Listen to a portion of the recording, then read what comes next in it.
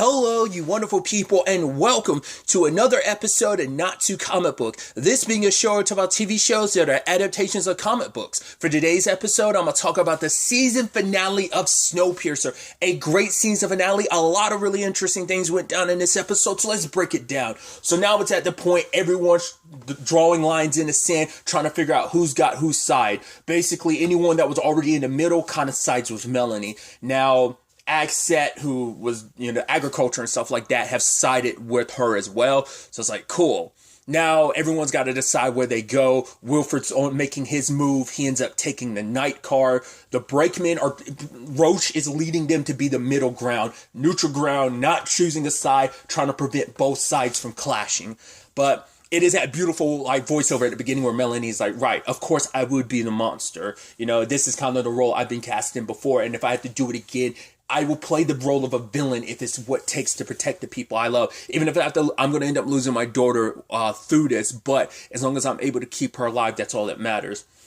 And I even love that Andre's like, right, me and Melanie, of course, it started here. Of course, this is, and I didn't even think about that last episode. I was like, yeah, it's poetic that it would come down to this again, because it was Melanie versus Andre in the beginning, but they found common ground, at the end of season 1 throughout season 2. And now, here we are again, casting these roles that no matter how hard we try, we will always be here, where you have Melanie kind of playing the role of the tyrant, and you have, Andre playing the role of the revolutionary. It's like, no matter how much we've gone through, this train will always need bloodshed. There will always be bloodshed. There will always be another war. And now it's like everyone's arming up. Everyone's getting ready. But I do love that neither side is ready to fully pull the trigger. It is about making the other side back down, hopefully. Because Andre was able to talk to the tell and told them, all right, straight up, I did lie to you. It is there. We didn't exist, but the problem is it is a risk. I am asking you to take a leap of faith, because at the end of the day, the train cannot be sustained. We've been on Snowpiercer long enough. Plus, we've been on Snowpiercer under Melanie's reign. You know what that looks like, and we can't go down that route again. So at the end of the day, I got to ask you. You can tell some people they weren't 100% sure, but you had Z and others who were like, yes, let's do this. So they're backing Andre, who ends up taking agriculture. And because Ruth, Alex, Bess, all try to parlay the situation between Andre and Melanie, because more so at that point, Bess and Alex had kind of already chosen their side. Ruth was still mediating in the middle, because for her it's you broke everyone's dreams, but for Melanie it's right, I'm asking you to help me, Ruth, because at the end of the day, hospitality's main goal is to service the people on this train and keep them alive. And that's what I'm doing too. It's my job as both an engineer and, she pretended to be hospitality at one point in time, but it's the train's future rests on my shoulders. So I have to bury this burden. Even if I have to be the bad guy, if it means putting everyone in their place so that she's just asking basically to put the dream on hold, essentially, later on, till we can get the science and facts, because we can't take the chance of leaping, because if we leap into the deep end, there's no guarantee that this is all going to work out in the end. And I guess the messaging of this episode is, maybe if things hadn't played out the way they would have, it would have been Oblivion, but because things are in a position that they are, it all worked out. But we'll get to that. So ultimately, Melanie makes the choice that she doesn't have the numbers necessary to fight Andre, especially with the tell backing him, of him having control of agriculture and them not budging. But Andre made it clear, no firing the first shot.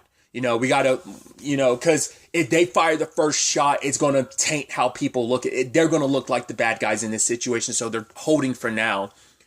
And so on the flip side of it, with well, not the flip side, in the middle ground to some extent, while still not really choosing Melanie's side, but kind of still doing his own thing, because this was always going to be an opportunist situation for him, where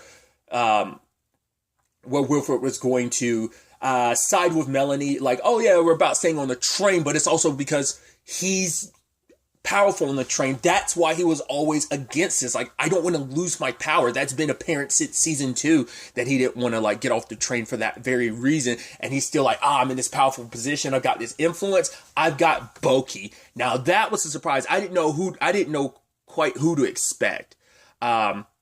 the actor who plays Boki, I could definitely see him probably being like, now we probably get a lot more of them just because I'm sure, like, once again, I don't know what the schedulings are like, but obviously, like, he was in the final season of Van Helsing. He was in Van Helsing since the beginning of the show, so I'm sure, like, that probably, like, hampered his schedule, plus at the same time, he was also doing Hawkeye, too. So I'm curious, like, I think you'd probably see a lot more Boki going forward, potentially because of that, so.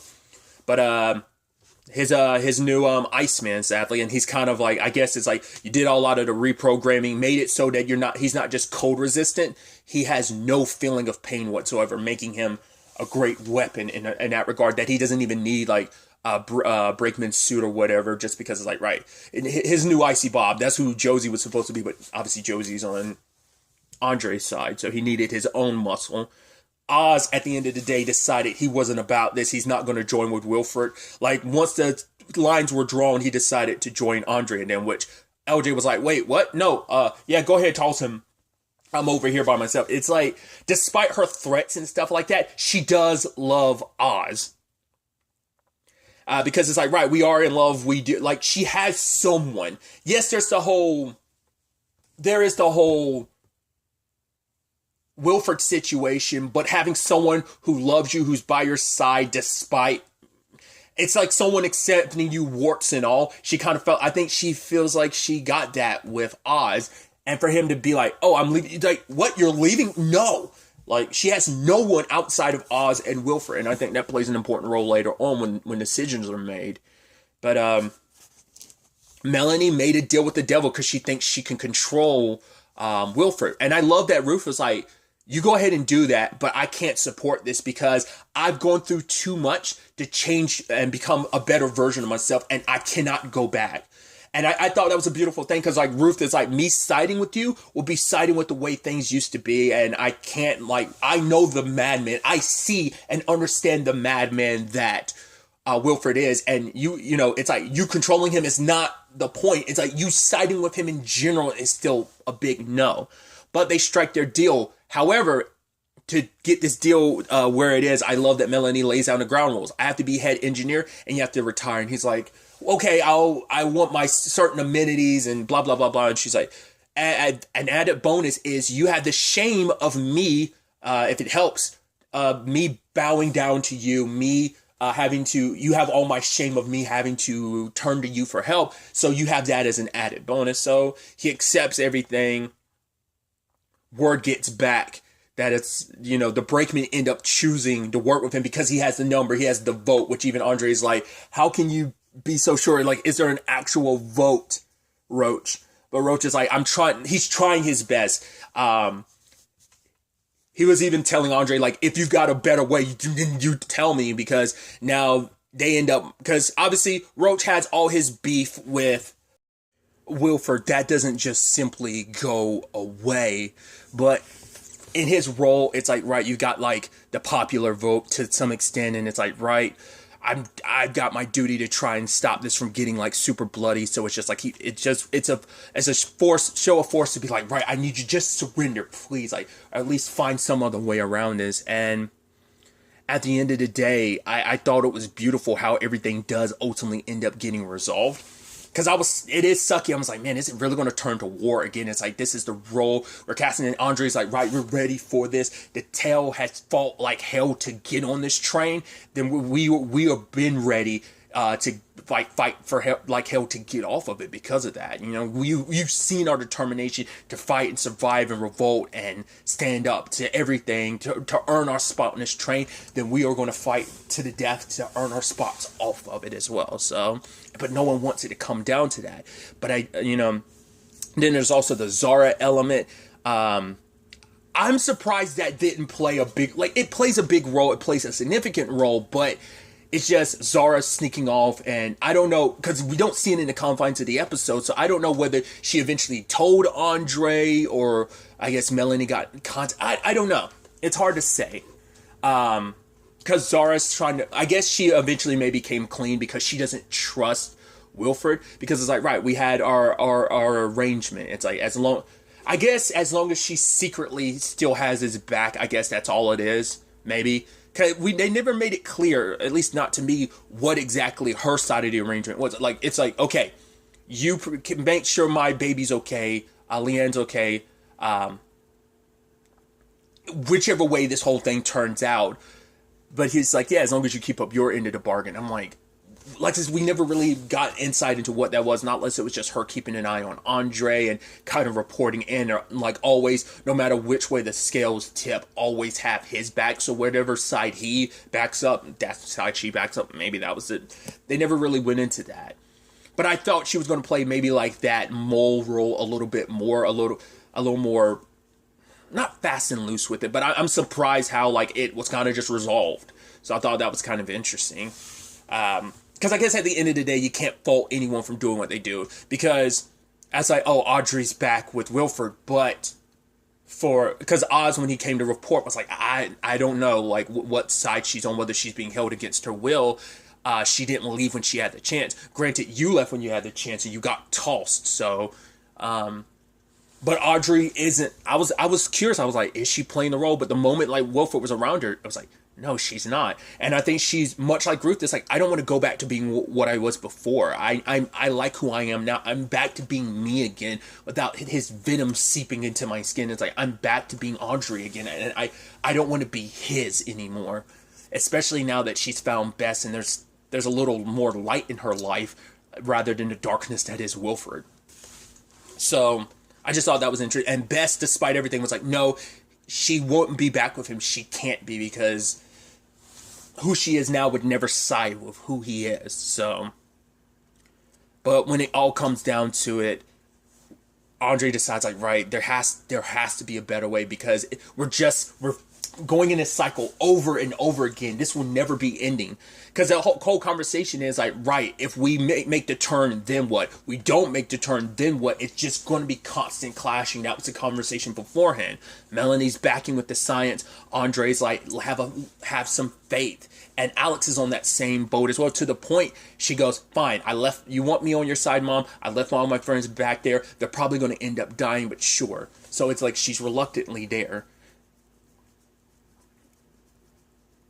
And even, Melanie talks to Andre later and it's like, right, I thank you for letting Alex come. It's like, at the end of the day, it was her choice. And he gave her the choice. So when it's all said and done, though, I thought that was a beautiful conversation, because it's like, right, here we are again, playing these roles, caught in this cycle. There has to be a different way, because like, no matter which one of us wins, we both lose. Because at the end of the day, Wilford still gets what he wants. He wins. This is all part of his game, part of his manipulation. We lose, he wins, no matter which way this goes. And so ultimately they end up setting a trap for Wilford, because he has a final card to play, and he's like, right, Andre will move a volcano to do, and that's rescue his daughter. And it's like, right, that good old tactic out of your book. And he's like, hey, it worked before. I'm like, the fact that you can say that straight to her face, but he's like, right, you have no choice. You don't like me, you don't like my tactics, but you're going to use them because it's the only way you're going to win, to make sure everyone survives. But ultimately, it was a trap separating Icy Bob, and I love, not Bob, Boki, but I love that Ruth's dealing with it, and it's like, oh crap, oh shit, oh. I was like, oh, and then she like knocks on the wall, and I was like, oh, what's gonna happen? And Light opened the vent and smacked Boki, and I was like, yeah, resistance teamwork. But at the end of the day, Andre and Melanie, it's like it's not like one of us chose it. It's like, no, we both chose this. And we're putting you in the thing that they rescued Melanie from. And yeah, I survived 6 months. You're going to have to wake yourself up periodically. And I love that for them. Wilford's like, oh, you're cowards. You don't have what it takes to kill me. You don't have to go for the jugular.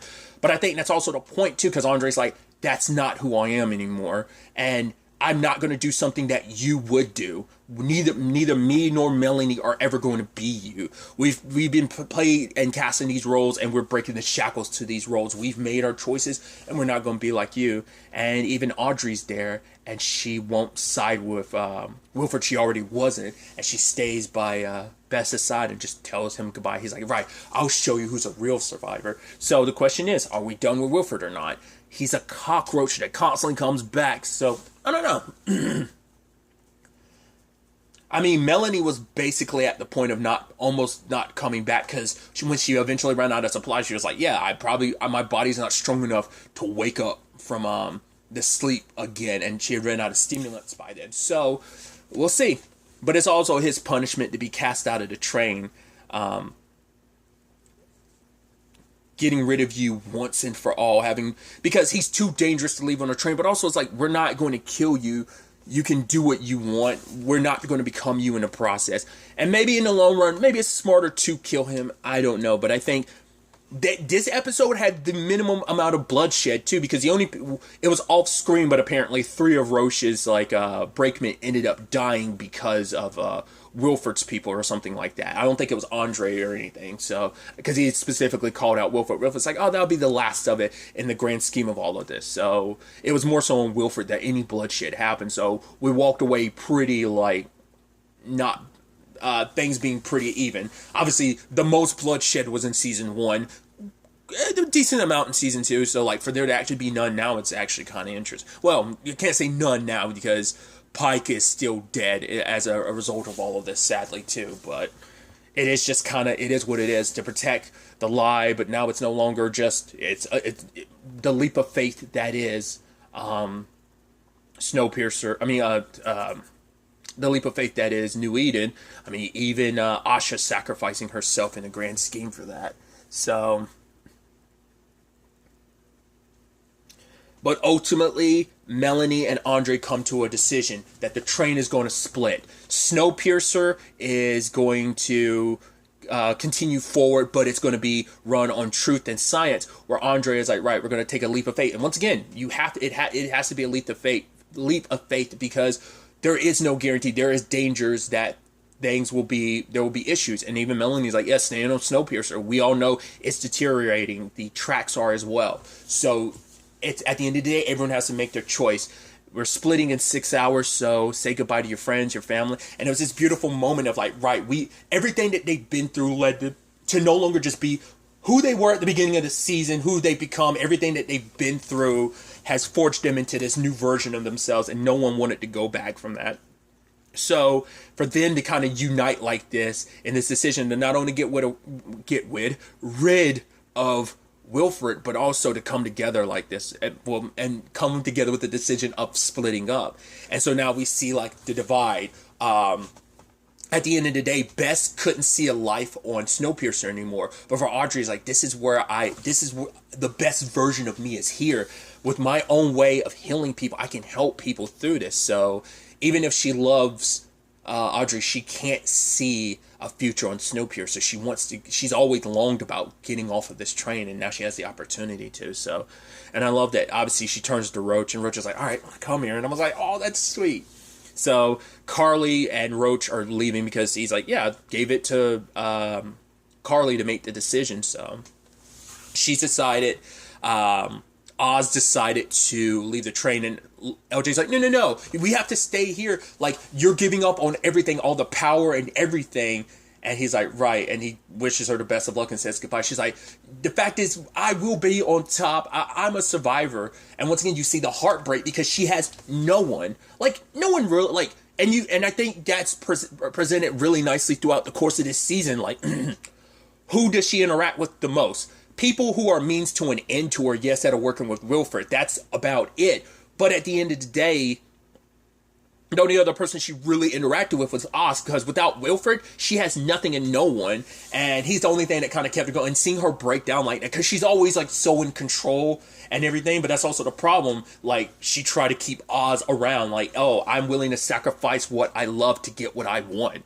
Made that pretty clear last episode. So to be where we are now is so fascinating. I'm gonna go ahead and jump ahead. It's also heartbreaking to know where her story ends, and I guess you're almost there's some poetic justice to it, because LJ would have never stopped. She would have always been trying to reach for power. She was always flipping and all. It's sad at the end of the day. And I don't know how Oz is going to feel like that whenever he does find out about what happened to LJ. I mean, and ironically enough, it's your dad's eye, the thing you kept putting in your mouth, is what ends up killing you. That's just, I think I think it's meant to just be like, that's just a depressing ass way to die. To know, like, after everything, you're trying to piece yourself together, but you're so broken. But that also plays a point, like, no one was there to help her. Like, oh, she started choking, she dies in the corner. No one's probably going to find her body for a little while, because no one's probably going to go out of their way looking for Aocha, because the one person who would care to look for her isn't around anymore. So, dying alone like that, choking on your dad's eye, considering you're the one who poked your dad's eye out. So, that little quirk of yours ended up being your undoing. Your very personality was your undoing. Who knows what could have been if she had decided to go with Oz, you know? But she, at the end of the day, it's everyone has to make their choices. Alex and Melanie, I thought that was so beautiful. And it's sad. It's like, right, I just got you back, and now I got to let you go. But it's a thing of, like, Alex is like, I have to do this. I need to do it. And Melanie's like, I'm so sorry for everything. And she's like, Mom, you don't have to apologize. I get it. I understand. And she's like, I love you so much. I'm so proud of you. This is what you need to do. Then, you know, and it's like, right, I probably ended up packing you a whole bunch of socks and my jacket. It helped keep me alive. And I hope that, you know, it does the same thing for you. You have Ben and Javi kind of, you know, saying their goodbyes because they ended up kind of dividing up. I'm assuming most, if not all, of the tail went with Andre. Obviously, people of different places, because Ruth ends up going with Andre, leaving everything in Tristan's hands. It's like, right, you don't even need a manual anymore. Guide them and help them through what's coming up. So, I love that, you know, Andre and Josie had to say goodbye to their baby boy. For him, it's like, yeah, I need to stay here. Ben and Melanie are the best engineers, and I can still learn so much from them. And this is where I need to be, you know. And I love that they're like, okay, we understand. And they're hugging, and he's like, come on, guys, don't cry. It's beautiful. And Josie being like, it's a lot harder than I thought it would be. It's like, right, we're leaving so many pieces behind. But Andre's saying, we might be leaving those pieces behind, but we can piece ourselves back together, you know. There can be enough for us. And it's like, are you willing to kind of take that leap with me? And Josie's like, yeah, I am. And I was like, thank you. I was like, finally you guys are together. Yes. I was so worried that I was like, I was hoping, I was like, I think it'll eventually work out, but I'm glad it's happening sooner rather than later. So we even know that Dr. Headwood and Boki end up going with taking their chances with Big Alice, because I guess at the end of the day, it's like, right, as a scientist herself, she kind of wants to take that leap forward, because that's also the thing too. Alex is like, right, I don't remember what the world is. I've got to see what it is now. I've got to take this chance, you know, that discovery, that adventure of what potentially lies ahead. So, and I love that at the end of the day, Melanie and Andre are, and I love that just like the tail just going boom, boom, boom, one tail, as like both him and Bess walk through. And ultimately, Melanie and him hug it out. It's like, right, we're both taking care of each one's loved ones. He's like, I will look after Alex. She's like, I know you will. It's like, this way we're trusting you, because it's like, at the end of the day, they had to give up the people that they love for the sake of like doing what was best for them and best for each other. So it's like, right, we're going to look after each other's children. And ultimately, at the end of the day, the person she has to leave behind isn't going to be Audrey, it's Andre. And he's like, he understands, like, right, just go before it separates. So she chooses, because I think Audrey ended up helping her find a new version of herself. Even we see later on, she's back to being a brakeman again, but she's not the same person she was. Everything, all who she was before mixed with who she's become now. I mean, it's just like everyone else. Everyone is a combination of your experiences of what make you who you are. So I think Bess is the best version of herself now because of Audrey. So she wanted, you know, take that leap of faith with love and stick around and help Audrey and bask in the glow of what is Audrey helping others. So Big Alice and Snowpiercer go their separate ways. And things are a little bumpy, obviously, from the Snowpiercer perspective. The ride is a lot smoother because they lost a lot of weight because with Big Alice separating. But ultimately, things are bumpy for them as they're going towards New Eden. And I love that it's like, wait, there's a bridge, a fruit. Wait, how did I not know about this? And there was that whole what was it, like that bridge situation? And Javi was like, yeah, I didn't want to worry you, man. He was like, yeah, thanks, Javi. Which ultimately, excuse me, it does seem like, oh God, this is, I was like, please don't make this depressing where like this leap of faith was all for nothing. Like, you want to do the depressing thing and make it so that the leap of faith at the end of it all was all for nothing. But like, I was like, at least get them there. Don't like make it so that they die. I was like, that would be, because I was hopeful, but there was still a part of me like, they could always flip us to burn. And it's like, would they really kill like a good chunk of like the main cast in that regard? It's like, no, they wouldn't. But it's still, some part of me is like, I'm scared, especially when that last car started like tiptoeing off the track. Well, one of the cars started tiptoeing off the track. I was like, because I think it was Big Alice itself. I was like, oh, please, please. But ultimately they come to a stop and they full speed ahead and made it across the bridge. And that's what I'm thinking. If all of Snowpiercer was together in that moment, I don't think either side would have made it. It's actually, that's why I was saying earlier, I think it was for the best they split up. I think Big Alice on his own was barely able to make that. I don't think Snowpiercer as a whole would have. So I think it benefited both of them in the long run to split up. So in the end of the day, I think both choices were the right choices. I leaned more towards Andre, which I always find funny. I describe myself as a pessimist with optimistic tendencies. So to me, like the whole, because I don't know if I would never call myself a pragmatist. I am someone that's like, oh, like you just gotta believe. Like I'm kind of that type of personality. So I probably would have sided with Andre and them, especially after everything that's going down on Snowpiercer. You want to take that opportunity. You got to take this chance while you have it. You know. I also appreciate too that just a little side note. I do like that Sykes is on the Big Alice too, because I think her and Javi created a bond after everything that they went through, all the help she kind of helped him through. So I think they're becoming friends, and I think we could see more of that relationship develop going forward. But because obviously everyone on Snowpiercer couldn't see Big Alice anymore, so there was no guarantee that everything was going to be okay. Like, they were able to see them up to a point, but obviously they were also going through a storm. But when they land, it's like, oh, it's -10 out. -5. It's getting warmer. Everyone leaves Snowpiercer and is just able to bask in the sun, the heat.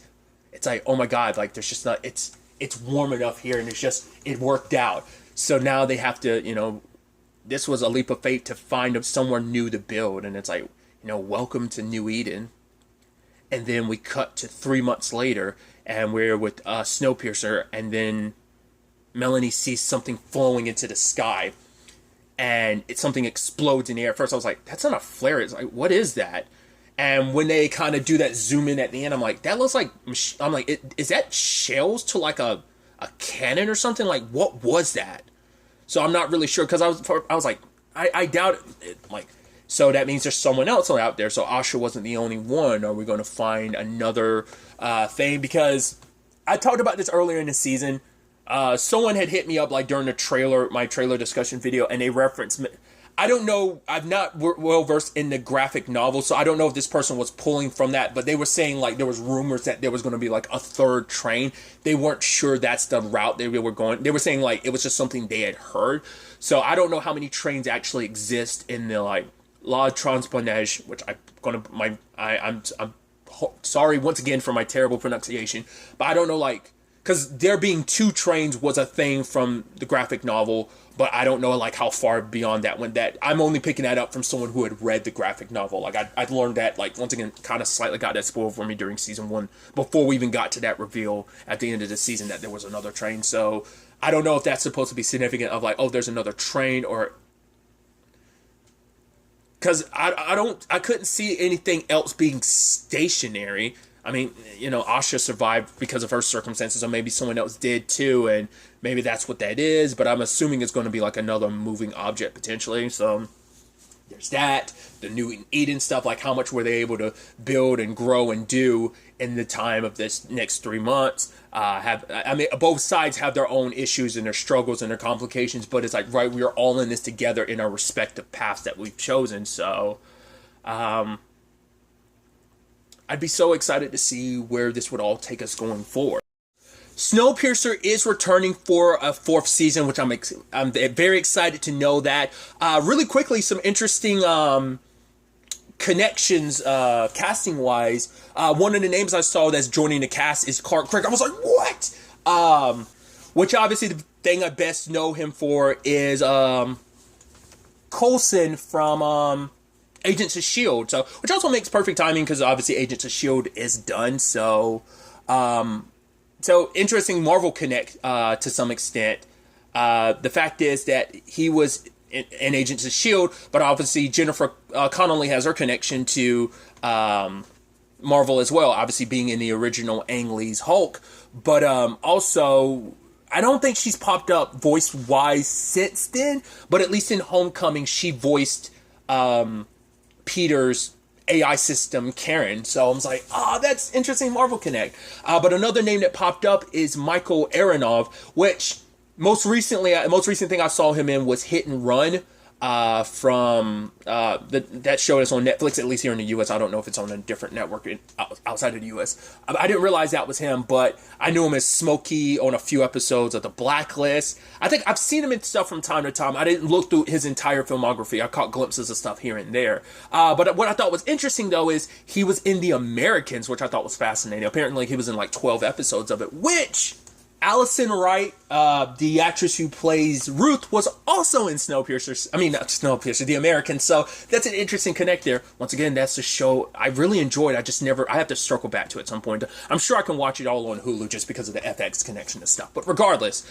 that was some interesting stuff. That's at least like 2 casting things I just saw immediately at top there. But I'm very, very excited to see where season 4 ends up taking us. Apparently, like, season 4's production has already been on way. I think I was reading a little bit that it had actually gotten renewed pretty early into season 3. I think airing, is when that was saying, but regardless, it doesn't matter. It's coming back for a 4th season and things are already underway, so it's definitely going to be interesting to see where this season takes us, what new surprises, especially we are definitely going to be doing a lot of bouncing back and forth. I mean, we've already done some bouncing back and forth to some extent, but it's going to be interesting seeing the 2 different groups and what ends up awaiting both sides at the end of the day. So I cannot wait to see where season 4 takes us.